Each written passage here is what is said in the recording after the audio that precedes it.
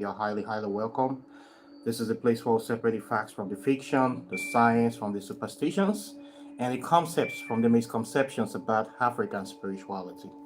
Today, I will be talking about the nature of African spirituality and the role of traditional rulers in African spirituality. By traditional rulers, I mean kings. Africa, kings or heads of communities, chiefs, people in charge. So, I want us to know more about this subject because some people are having misconceptions, lots of serious misconceptions about what is African spirituality. So they are kind of confusing it with different labels. Some people think that African spirituality is a cult. Why? They think it's a secret cult, it's a secret society. Why some people think that it is an order. When we mean order, it means like esoteric societies where people study spirituality. Uh, Most of people that don't know anything about African spirituality, they will tell you plainly that it's something evil. First of all, the name of the term African spirituality. It is simply spirituality of African people. It's as simple as that. We have different, diverse forms of spiritual practices all over the world, as you know. Every indigenous people have their own form. We have Chinese people, they have their own Chinese spirituality. They have Buddhism, they have Shintoism, they have lots of them. Confucianism.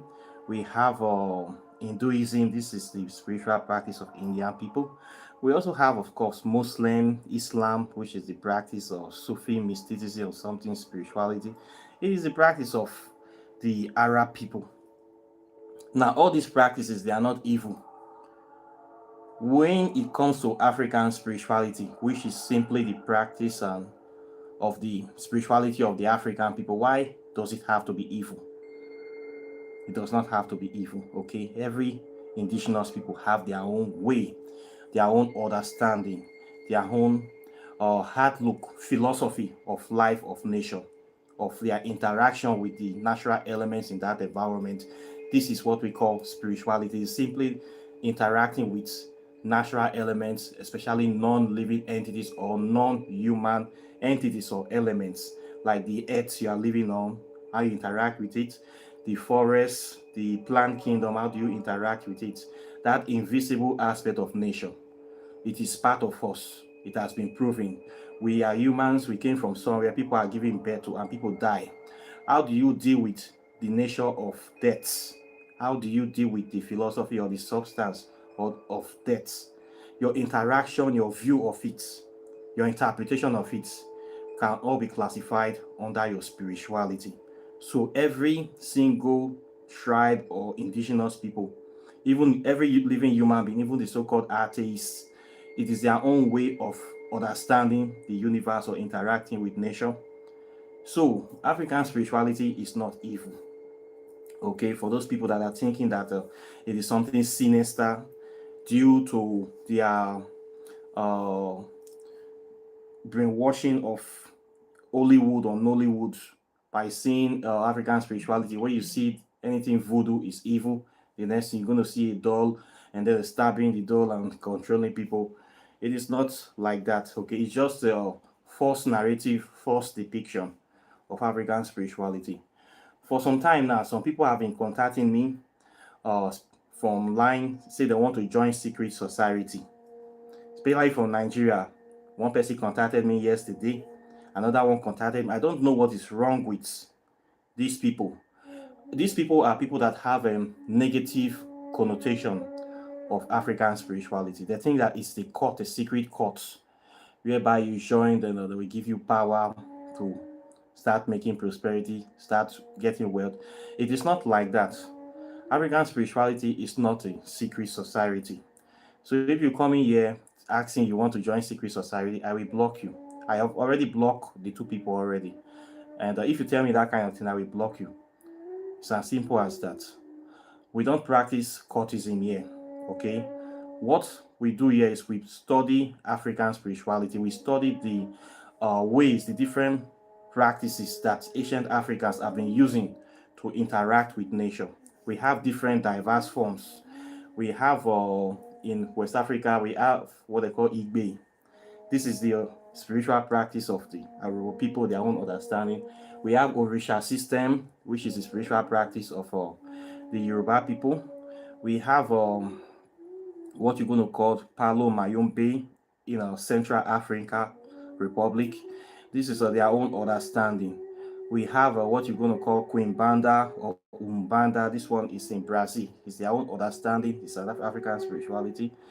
We have a Kemetic, Kushite Kemetic spirituality. This is the understanding of the Kushite people, the early Ethiopians, the ancient Kemetic Egyptians. When I mean the original Egyptians, the indigenous Egyptians, the black people that they call the people of the black land, their own spiritual understanding. So everybody have theirs. It's as simple as that.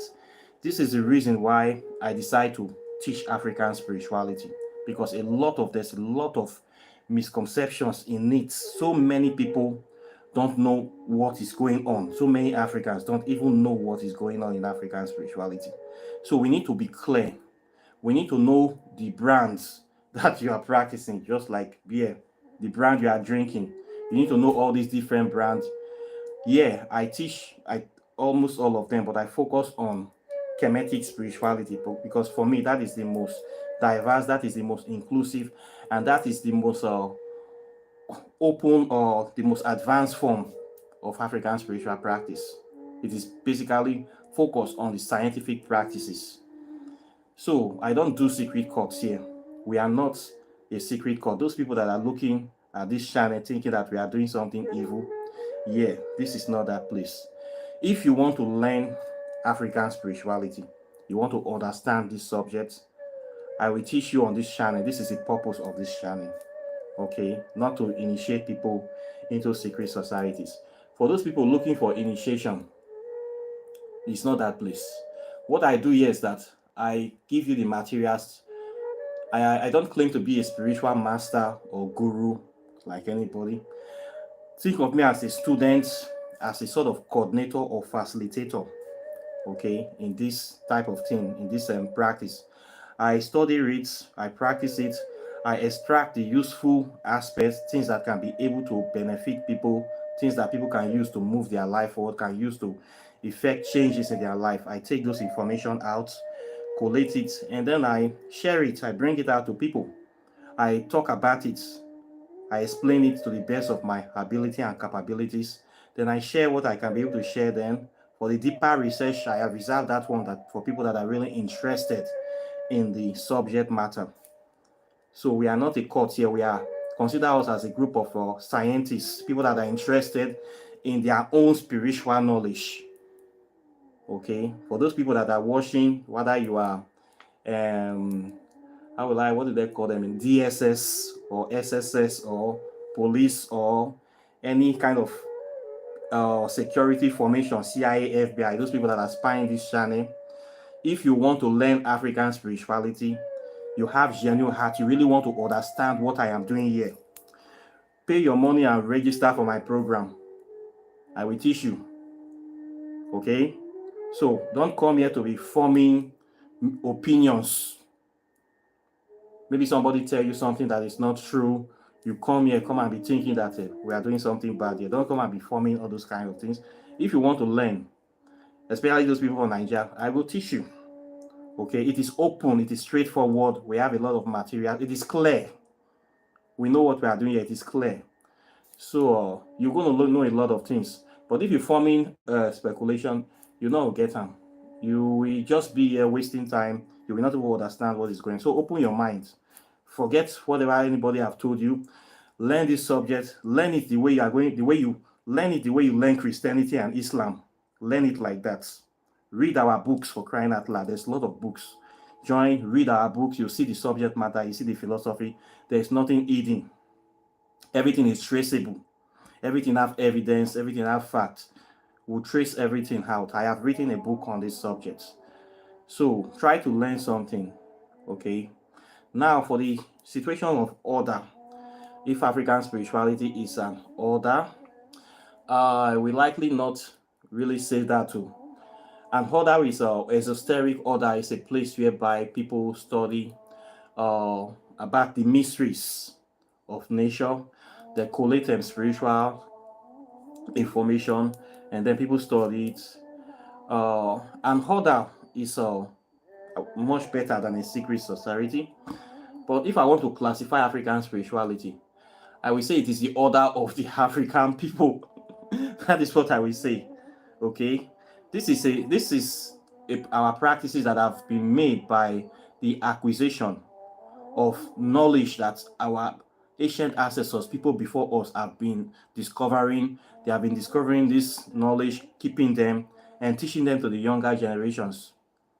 And now it is our turn to do the same thing.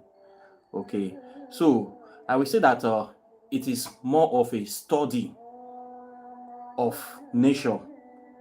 For in my own understanding, my own limited understanding, I believe nature is God, because nobody have seen God. The closest we can see to God is to the kind of interaction we have with our fellow human beings and the planets. We are all part of the God particle. We are all one and the same with the universe, the divinity. We are all connected. So the more you know about nature, the more you go closer to God. Okay, so we should consider ourselves as students, people that are concerned about the welfare of the planet, people that are interested in it, and are interested in making life better, interested in knowing more, exploring. We are here to explore. We have not even known many things that is going on. There are many places we have not even been to.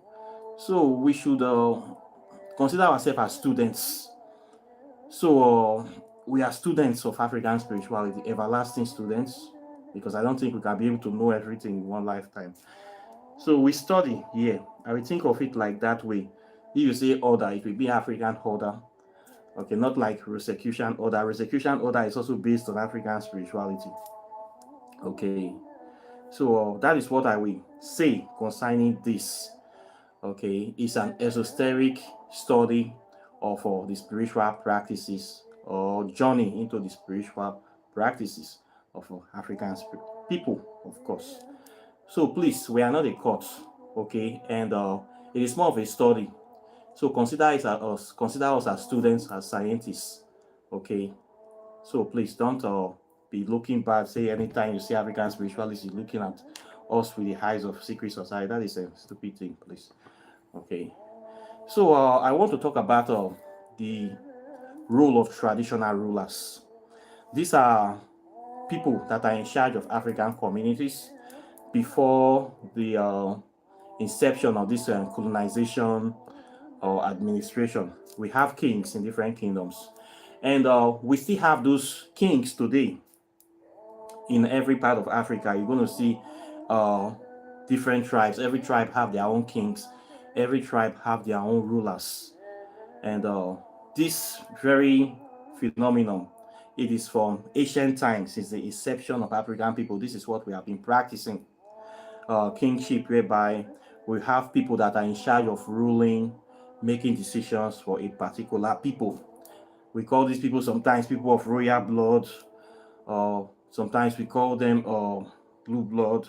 Sometimes they are just people that are in charge of administrating things in Africa.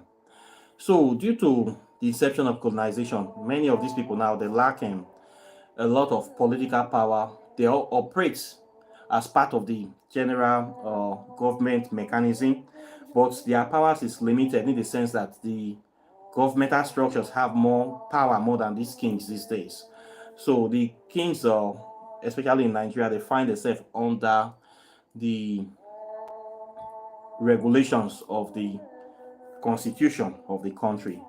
But still yet, they still have a lot of ceremonial power, and many of them still wage a lot of influence, political power. Like example is the Oba of Benin, in Edo State. He still have his uh, monarchy is very strong, and he still has a lot of influence and a lot of political power in the country today.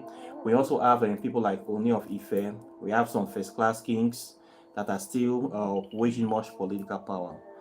So kings in Nigeria today or in Africa today, they can still be able to wage a lot of influence on the future and destiny of their people, which is essentially to bring peace and prosperity to their people, or the people that they are being governed. But nowadays, you're going to find the situation whereby a lot of kings in Africa, especially in Nigeria, they seems to not know about their responsibilities or their status, their office, or what they are supposed to be doing for their community, for their people.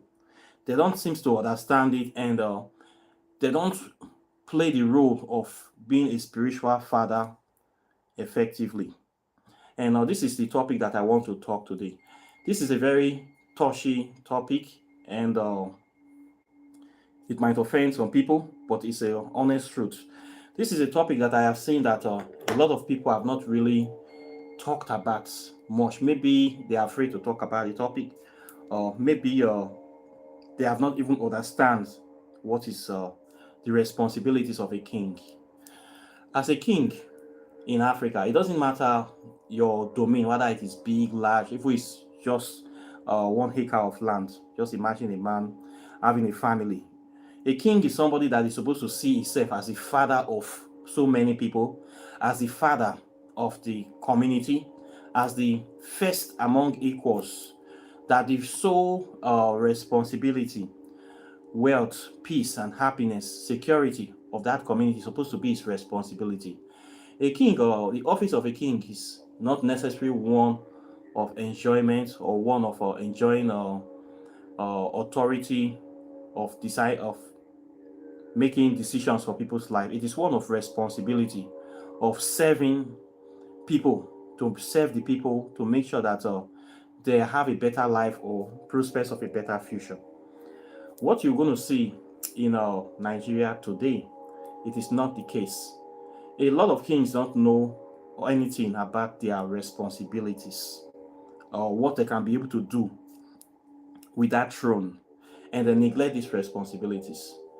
As a king, if you are sitting in that throne, you will know that the first thing that you should do or will come to your mind is to make sure that there is peace and security in your community, and there is development in your community. That is the first thing. So you are there to serve your people, to make your people happy. This is the role. This is what you are supposed to do with your lifetime, to protect them, to make fair judgments, and to make sure there is peace and there is balance in the community. That's why we see in Ancient and Kush, we see the king always having two items, the crook and the fray. This is to bring order and peace and balance to the community. And we still have that crook and the fray symbolism in African spirituality in Nigeria today. You see a lot of our kings, they still have the same chemetic and symbols. But what you're going to see is that, imagine a place like, let me use like my own state now, so that it will not look like I'm blasting any other people's king or community in Africa. I want to use my own tribe now in Delta State, Urobo people. When you come to Delta State, you will see many Urobo kings. They are very guilty of this thing I want to talk about. You will see a situation whereby somebody will say they are a king, but almost 50% of all the roads in that community is bad. It's in dilapidated condition. Serious dilapidated condition, in the sense that it is destroying people's cars. It is making water potholes. It is not good roads to drive on. And this situation will be like this for the next 20 years. But when we have a king on the throne of that community, they don't seem to notice that the roads, half of the roads in the community is not good. They don't seem to notice it. They don't do anything to make sure that they fix those roads. They don't do anything. For them, it is not their responsibility. They see it as the responsibility of the government of the day. But they don't know that they have a people that they are supposed to be taking responsibility of. And those people make use of that road on a daily basis. So by neglecting to rise to the occasion to pressure the government to fix these roads, you are actually punishing your own subjects in that very community. And this is not a good thing. As a king, you're supposed to be able to have capacity to talk to your local government chairman of that community, to tell the local government chairman what the community wants, so that the government should know what to do. Governments are set in place to bring services to people. They are set in place to bring peace and security to people. These are, and protection especially. But most times the governments don't know what to do if the people they are supposed to be protected don't tell them what to do. Okay? So as a king of a community, as a royal father, as a royal blood, your responsibility, your primary responsibility is the one of telling the government, telling your local government chairman or your state government chairman that this is the project our community wants. You have to do them. You have to do it now because it's your job to do it. You don't have to wait till tomorrow. You have been given allocation from federal government. There are companies that are paying taxes in the community. You must deliver those projects as soon as possible. It is the right of the royal father to demand for this from these services directly, and the government have no option than to give or provide those services immediately. This is the power of the royal throne, or this is the power of a king. A king can even make a decree to shut down all the complaints in the community, to protest, to come out and the protest will be instantly recognized. Imagine a king taking part in an open protest. The whole community have no option but to join in. A king can be able to take tough stance against the government to make sure that any request, every reasonable request being given to that government is done in a reasonable time. But we don't see our kings in Urobo doing all this. If you come to Delta State, you see a lot of Urobo kingdoms. Many of the roads are bad, and we all have kings that are in charge, but you don't see them doing the responsibility of bringing peace to or bringing development. So why does this happen? It is either the throne, the person sitting on that throne is corrupt, meaning that they don't, they are not fulfilling their responsibilities. Either they are incapable of fulfilling their responsibility, meaning they don't know how to do their job, or they have been compromised. And the latter is always the case. A lot of kings they are greedy. They are greedy in the sense that maybe money might have been given to them for this sort of projects, but they have refused. They have eaten the money. So you're going to see a lot of kingdoms that are dilapidated. It's not that they don't have allocation. They give them monthly allocation, but they don't do anything to improve the kingdom. This is a very, very painful thing to do. Then you're going to see a situation, especially in politics, where a king will be choosing political party. We tell you that I am a member of this party, I am a member of that party. This is a very, very wrong thing that a lot of royal fathers do. As a king, you are supposed to be neutral. Okay, you are not supposed to take part in politics. Imagine somebody sitting on a throne calling himself a king in your kingdom. Two subjects are contesting. One is contesting for APC, the other one for PDP. Then the king will be telling this one that I am an APC member. Then we tell the subject to campaign for one of the candidates, meaning he's actually supporting one openly, and there's no hope for the other person already. The hope is very, very slim. So this is a very wrong thing to do. As a royal father, you are not supposed to involve in politics. You are supposed to let the subjects campaign without your involvement. You are supposed to be neutral, so that whoever wins, the best person will win. The person that the people truly wants will be the one to win. You make sure there's fairness in the election, so that your people can get their choice. That way you can be able to work better with that person. But what you see is that a lot of kings in Nigeria today, they have been compromised, they have been corrupted with money, they receive bribes, they play politics, they play active politics. So what happens if you play politics and you support a particular candidate?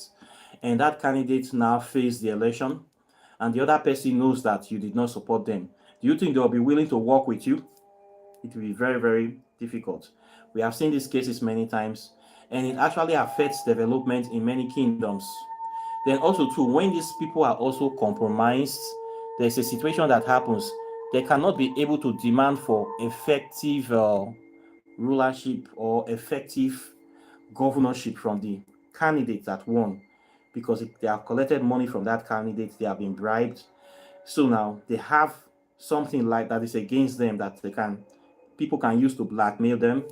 So they cannot demand for effective they cannot demand for accountability from the governors, even from the local government chairman. And this is something that is compromising the development in a lot of places in Nigeria today. So you see a lot of kings that are practically powerless. They don't do anything to improve the situation in their community. They don't do anything. They don't provide. They don't. There's no development, no employment of people, no programs to uplift the life of people, and the whole place is just bad. You see a lot of kingdoms here that don't even have power supply. Electricity is not inside, and we have a king. I have seen a situation whereby there was a village that my own village. This happened more than almost 20 years. There was no electricity. Only the king house have electricity. These kind of things happen. And for a king that neglects their subjects, what do you think will happen in that community? People will naturally hate the king, and people will hate. They will not respect that throne. It will bring a lot of letdown.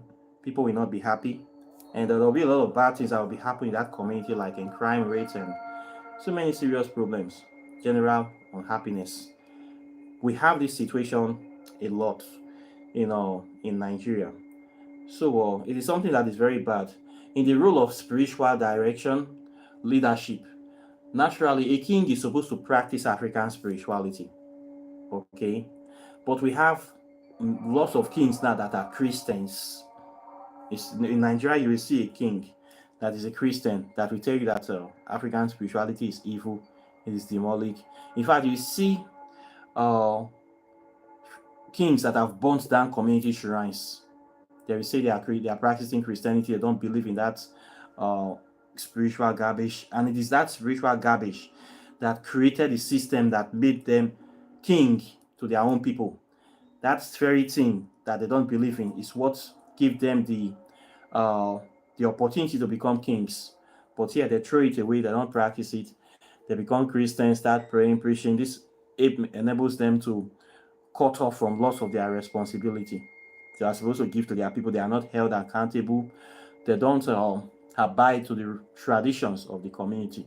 They pick and choose the one that is favorable to them, then they use the rest to manipulate their people. So we have a lot of Christian kings, we have a lot of Muslim kings in Nigeria today, and this is a very bad thing. If a king is a Christian, just know that the spiritual practice of the people is going to suffer in that community, because there's going to be no development, no advancement. In fact, they will destroy a lot of shrines, and a lot of shrines have been destroyed already. So these are Christian kings. Many of them are hypocrites. If you really want to practice Christianity as a so-called African king, you should resign your position, your throne, and just become a pastor. That is the only way you can be able to practice it, the best way, if you want to really go to that your heaven. You cannot sit on a throne that is based on African spirituality and be saying that you are a Christian. You are only corrupting that throne. Okay, because you are not 100%, and you can never be 100% loyal to that throne. So you cannot be 100% loyal to your people.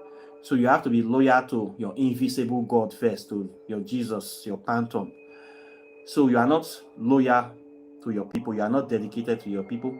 That is why I will never, if you bring two kings for me to choose, say one is a Christian, one is African traditionalist practitioner, I will always pick the one that practices African spirituality, because I know that that king is the most genuine person. That king is the one that will be more willing to stand for his people and fight for his people. There will be no space for the injection and dissemination of these evil religions. So when you have a kings that are calling themselves Christians, just know that the spirituality of that people is going to suffer. As a king, you are supposed to be a spiritual leader of your community. So when the king does not have confidence in himself, in his own African gods, he now move that confidence to European gods, what do you think that king will do? He will only be making policies to destroy his own people. He will not be working for the European god, and most of these our kings, they are working for colonization. They are just tools for colonizing people. They are tools that have now become points of oppression of their own people. That's why you see there's serious underdevelopment and dilapidation and decay in many of our African communities. It's very sad when you come to a place like Delta State. When you go to a lot of rural kingdoms, you see things like, they all have thrones, and these kings have allocations from government, and they have power to tell these companies to talk to their local government chairman, to talk to the government. They are not doing anything. Everything is dying, everything is decaying, and you see these people parading themselves as prayer fathers, driving big cars in communities that don't have roads, don't have good healthcare, don't have a lot of things, rapid unemployment, and different sort of problems. So a king is supposed to be responsible for his kingdom, just like a man should be responsible for providing for his family. If you have a family as a man, you should provide. It's your job to provide food and security. If you cannot provide this for your house, you have failed as a father. You have totally failed. And there will be a lot of problems in that house, of course, and the man will not be respected. Same thing with a royal father that cannot provide peace and security or prosperity for his people, cannot make life easy for them. They are going to have a lot of problems. That is why they have today. And now you see a lot of youths misbehaving in Nigeria. A lot of youths don't even respect the headers anymore, because the headers have been seen to be people that are very, very greedy and selfish. We have elders in Nigeria that have refused to retire, have refused to give power to the younger generations. These are people that are wearing diapers, nappy pints. Example is our new president, Bola Tinubu. This is a man that is supposed to be in a old people's home, retirement home, but he's still refusing. He's still a president, making decisions that are very, very difficult, for the hard decisions that are affecting people's life. You see this kind of senile old men that are supposed to be in an hospital bed playing with their grandchildren. They say they want to still be in places of power, making decisions for millions of people. For me, this is wickedness. This is the height of greed. You have all the money in the world. Why do you still want to make life difficult for people? This president thing you see in Nigeria today, we have a lot of elders that have this character in Nigeria. A lot of old people that are in power have refused to give chance for the youth. They keep recycling themselves. If there's any open opportunity, they plant their children inside.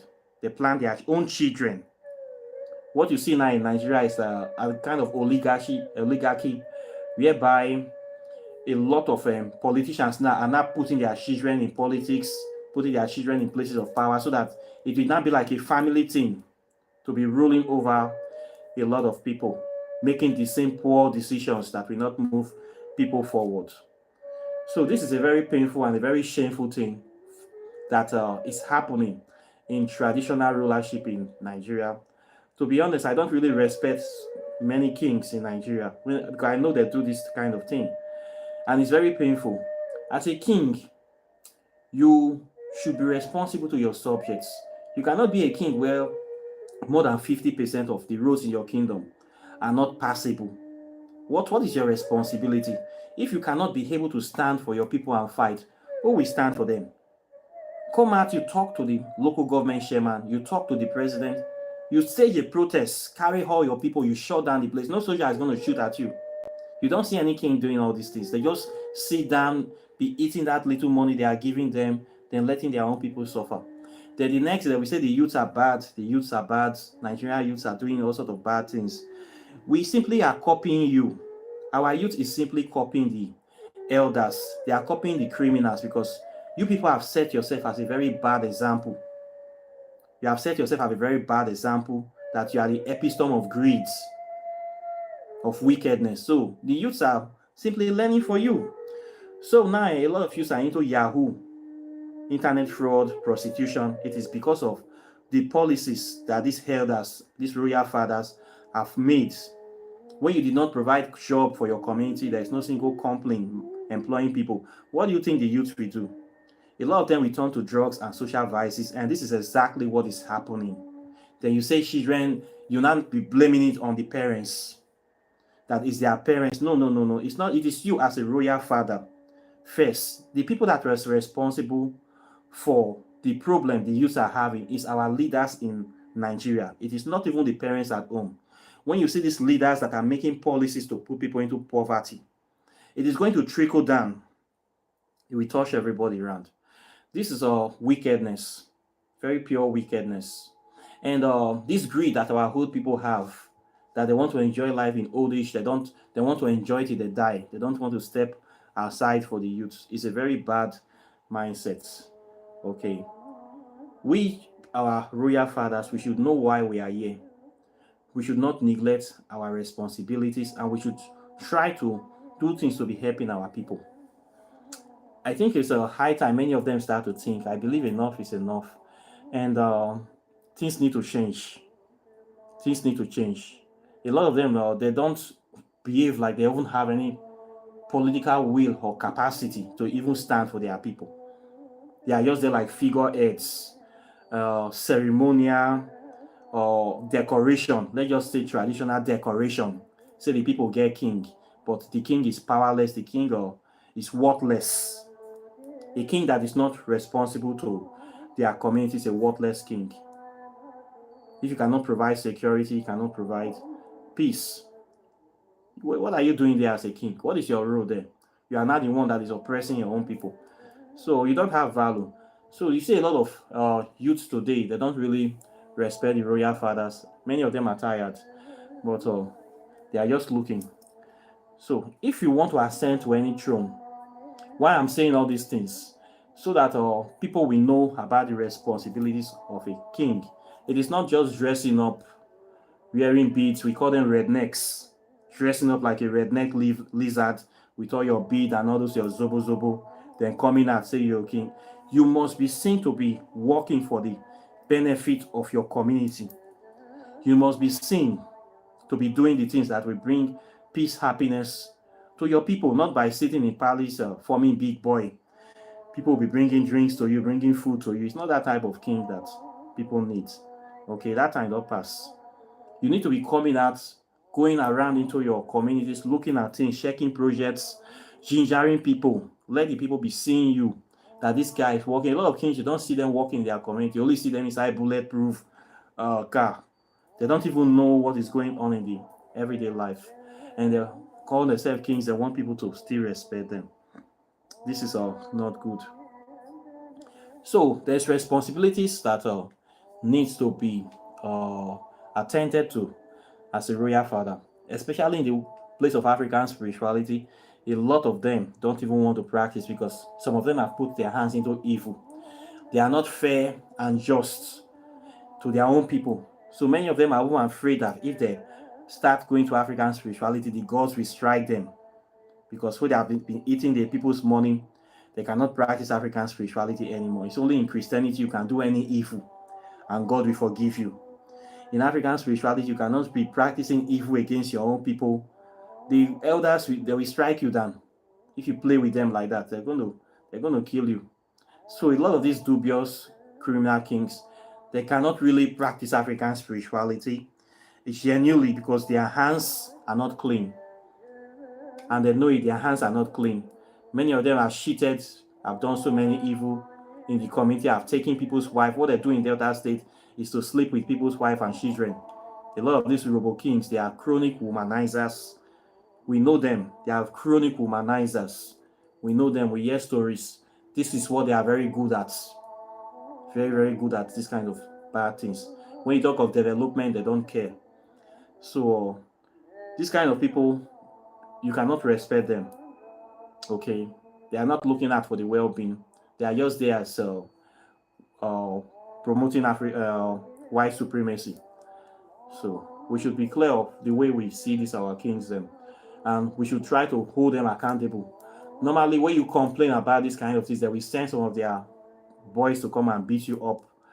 If you complain, this is the way some of them behave.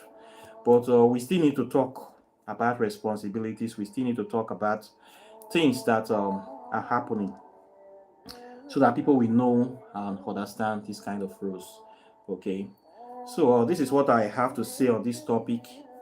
In case any of you are going to be king in the future, or some of you are royal bloods watching this channel, please try to be responsible to your people. Try to be coming out. Let your people see you doing the work.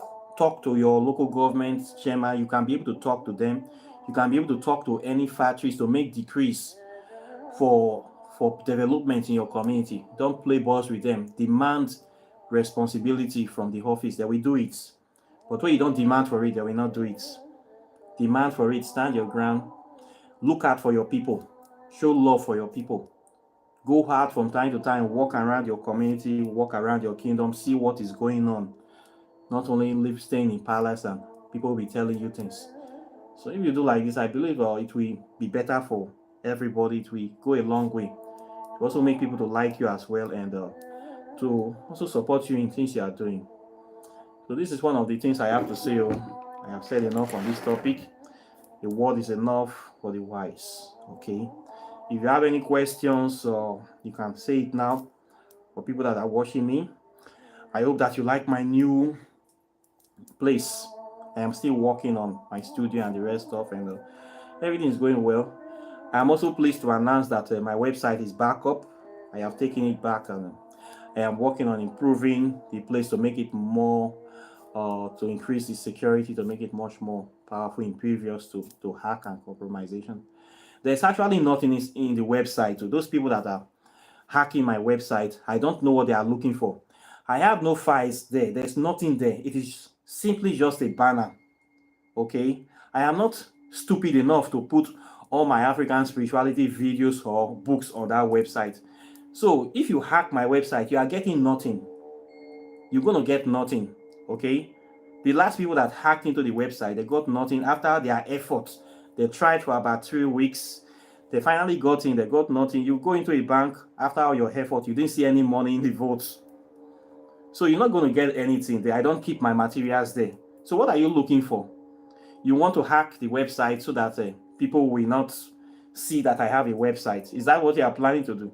If you hack it, I will bring it back again. I have gotten it back now, and I am making it stronger. And even if you still take it down again, I will still get a new website. So why are you wasting your time?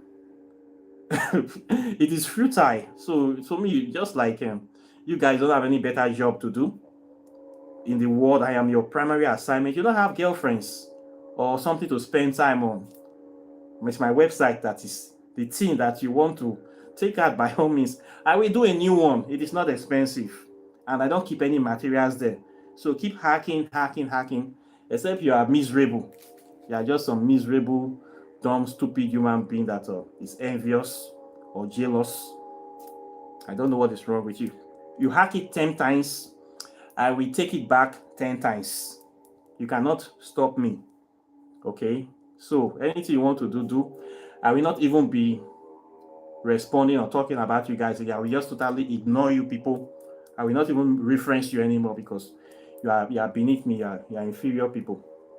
Get a job, get a life, get a family. If you cannot do any of these things, also get a gun and shoot yourself too. It will help you, or use your head to knock war if you cannot be able to get a better life than to hack somebody's website.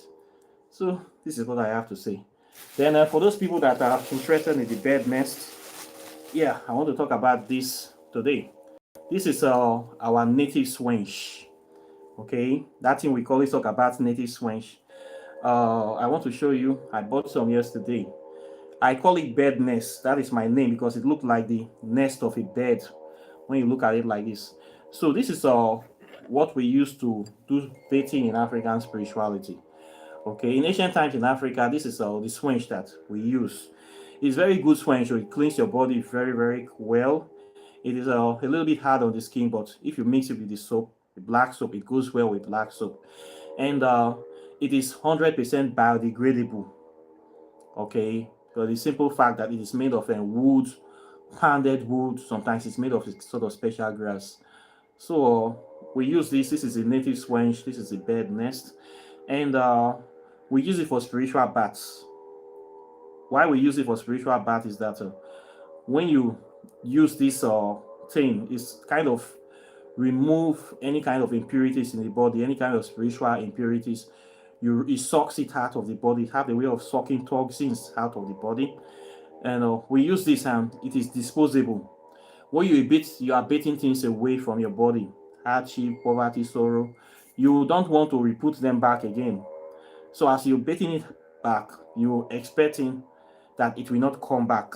So once you finish baiting with the sponge, you throw the sponge away. They are not expensive, they are very cheap. You don't use it twice. Use once, throw away, use once, throw away. For those people doing spiritual bath for 3 days in a row, you just get like 3. As you bait, you throw away the sponge, you throw them away.